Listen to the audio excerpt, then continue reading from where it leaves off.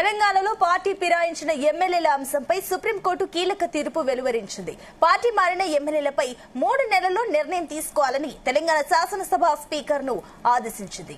తీర్పు వచ్చిన తర్వాత 3 నెలలకు మించకుండా నిర్ణయం తీసుకోవాలని స్పష్టం చేసింది. స్పీకర్ నిర్ణయానికి కాల పరిమితి విధించిన దేశ అత్యున్నత న్యాయస్థానం ఏళ్ల తరబడి ఫిరాయింపు పిటిషన్లు పెండింగ్ లో ఉంచడం సరికాదని తెలిపింది. న్యాయస్థానమే అనర్హత వేటు వేయాలన్న విజ్ఞప్తిని సుప్రీంకోర్టు ప్రధాన న్యాయమూర్తి జస్టిస్ గవాయ్ నేతృత్వంలోని అత్యున్నత ధర్మాసనం తోసిపుచ్చింది. వ్యవహారంలో హైకోర్టు డివిజన్ బెంచ్ ఇచ్చిన తీర్పును కొట్టేసింది. పార్టీ మారుతున్న ఎమ్మెల్యేల పట్ల పార్లమెంటే చట్టం తీసుకురావాలని అభిప్రాయపడింది.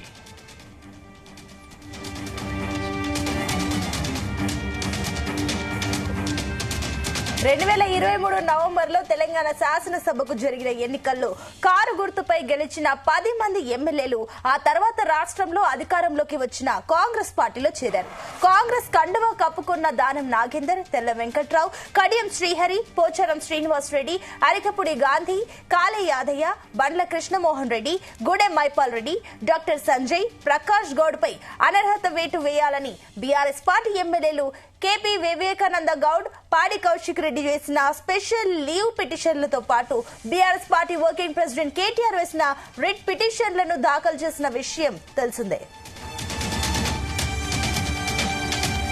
ఇప్పటికే ఎమ్మెల్యేల పార్టీ ఫిరాయింపుల అంశానికి సంబంధించి స్పీకర్ కు కోర్టులు సూచనలు చేయడం, చర్యలు తీసుకోవడానికి నిర్దేశిత కాల పరిమితి విధించే అంశంలో న్యాయస్థానాలు జోక్యం చేసుకోవచ్చా అన్న అంశంపై సుప్రీంకోర్టు తెలంగాణ ప్రభుత్వం, బీఆర్ఎస్ పార్టీ ఎమ్మెల్యేలు, పార్టీ వర్కింగ్ ప్రెసిడెంట్ కేటీఆర్ తరపున న్యాయవాదుల వాదనల్ని విన్నది.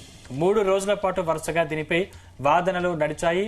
తుది తీర్పును రిజర్వ్ చేస్తున్నట్లు సుప్రీంకోర్టు ఏప్రిల్ 3న ప్రకటించింది.